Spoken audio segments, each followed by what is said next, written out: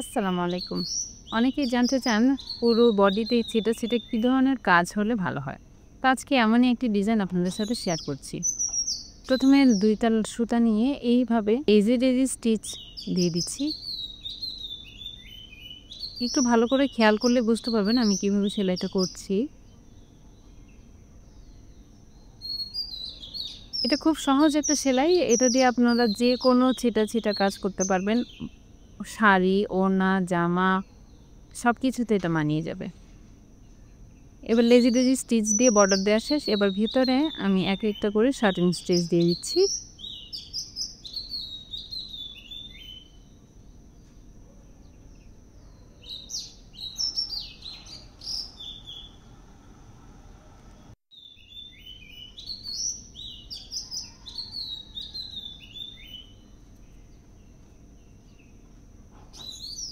এবার যে মাঝের গ্যাপটা এখানে আমি লাল কালার সুতা নিয়ে এইভাবে করে স্টিচ দিয়ে দিচ্ছি।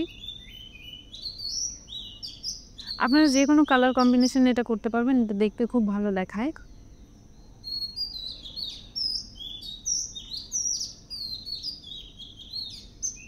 এভাবে ছোট যে ফুল ডিজাইন করে ছিটা, ছিটা ডিজাইন দিতে পারেন।